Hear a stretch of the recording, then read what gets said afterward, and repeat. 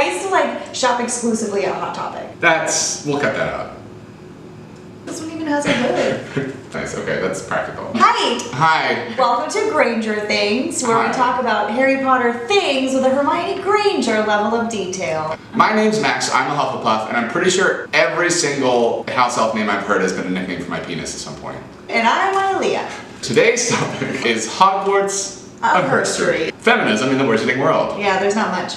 Notice how we said Wizarding World? Hermione gets almost zero credit for doing all of the work. Hermione is like pretty much single-handedly responsible for everything that happens successfully. Remember how like in first year when I solved all that shit, got you through the fire to Quirrell? I know that like because of the magically imbued skin you have, you got away, but like remember how I got you there? Magically imbued skin. Well, kinda. Which was Lily! Which was Lily! The number of women who have saved Harry, we had Narcissa save him in Deathly Hallows. Yes. I just can't think Tonks of got him off the train when he decided to eavesdrop on Malfoy like oh my an god, idiot. 100%. Professor McGonagall, I love McGonagall so much. Oh my god, she's great. Right after Dumbledore dies, she goes right into headmistress mode. Tonks being one of the only new Aurors to be accepted into the department. The fact that like there are not more female Aurors also speaks a lot to me. Do you think that, like, in modern day, would you compare Dolores Umbridge to Smelly and Cohen? Or Betsy DeVos?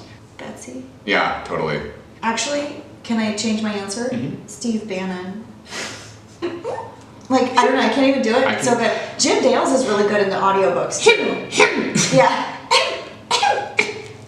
I highly doubt that Dolores Umbridge went to any of the women's marches. So she's anti-feminist. Because she's one of those women who would like throw women behind her to get to the top. She likes Cornelius being in charge. Yeah. Like she doesn't even want to be minister. Right. She wants to be the minister's most trusted woman. But back to feminist women in the series. Feminist Luna Lovegood. I fucking love Luna. Talk about trailblazers. Ugh. She doesn't care about anything that people think about her. At all. Because she has such a strong sense of self. And she's smart enough to know that. And I think that that's really important. Totally. Yeah. So we've got Fleur. She's her own kind of feminist. In the Triwizard Tournament, especially this is actually worse in the movies because the way that they portray it is Beauxbaton is an entirely girls' school, as they're the only witches in France, which is absurd. Well, just kidding.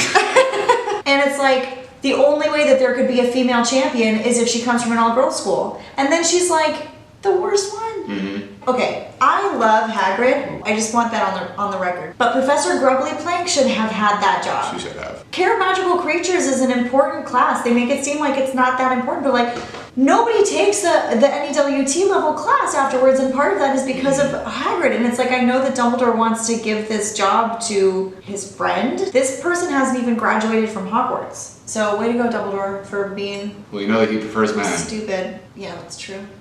Hey, that brings up an interesting topic. Hey, gay men, be feminists. Because homophobia is misogyny. Because they're saying, oh, you're feminine? That's wrong. Everybody should be feminist because sexism hurts everybody. Ginny's, oh my god, Ginny. Molly Weasley. Molly. Excuse me, feminist icon? Yeah. Thank you.